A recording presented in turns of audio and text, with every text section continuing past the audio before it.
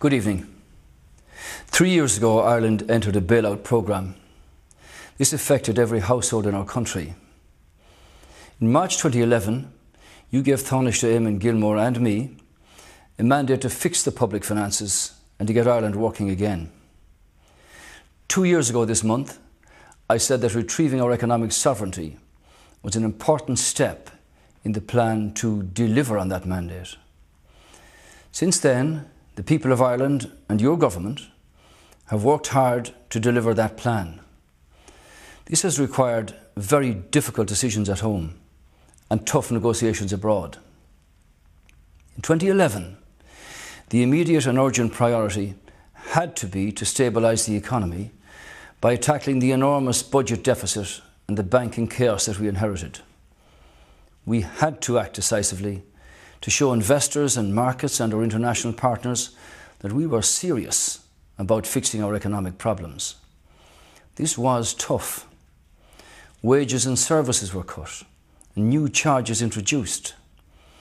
Many families have also had to face the devastating consequences of unemployment and emigration. I know that many people are struggling to make ends meet. I also know that for many of you, the recent improvements in the economic situation are not yet being felt in your daily lives. But it is now clear that your sacrifices are making a real difference. Ireland is now moving in the right direction. Our economy is starting to recover. While we still have far too many people out of work, jobs are being created. While borrowing is still too high, our public finances are moving towards a sustainable position. Internationally, our good name and our credibility have been restored. Thanks to these efforts, Ireland will exit the EU-IMF bailout tonight.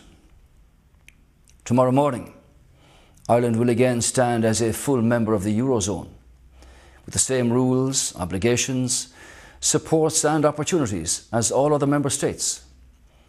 From tomorrow, we will access the financial markets in the same way as other countries. This is an important step, but it is not an end in itself. Our lives won't change overnight.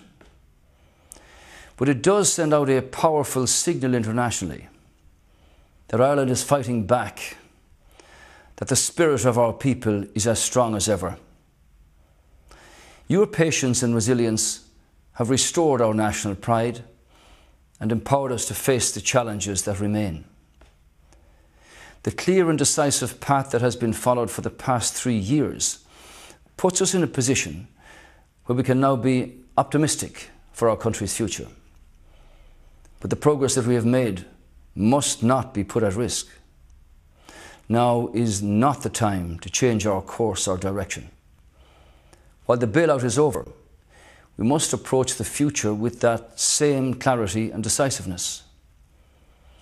This week, therefore, the government will publish a new medium-term economic plan that will lay out the road ahead for our country.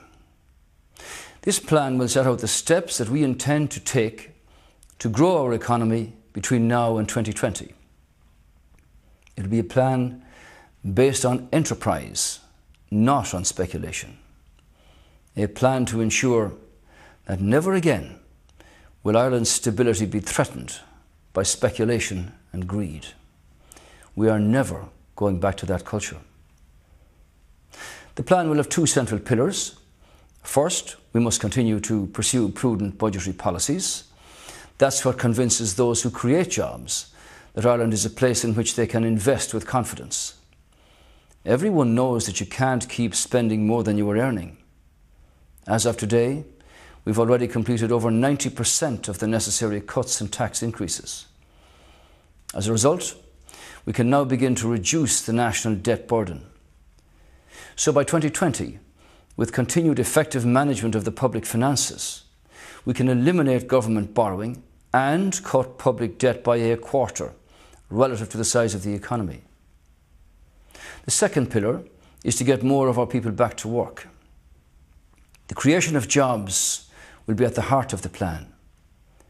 3 years ago, 1,600 jobs were being lost in this country every week. Now, every week, over 1,000 extra new jobs are being created. That's progress, but we must build on that. The plan will focus on developing the skills of our workforce, particularly our young people.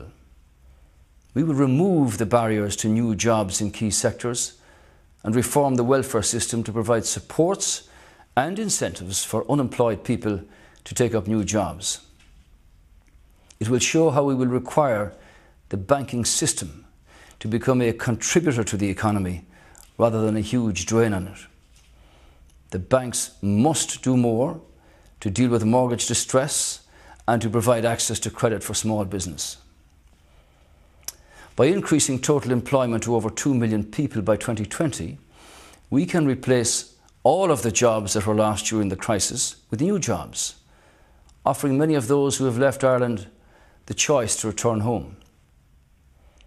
Creating more jobs will also improve our public finances and help to bring the era of tough budgets to an end. Throughout our history, the Irish people have always shown that nothing is impossible for us to achieve when we really apply ourselves to a challenge or to a cause.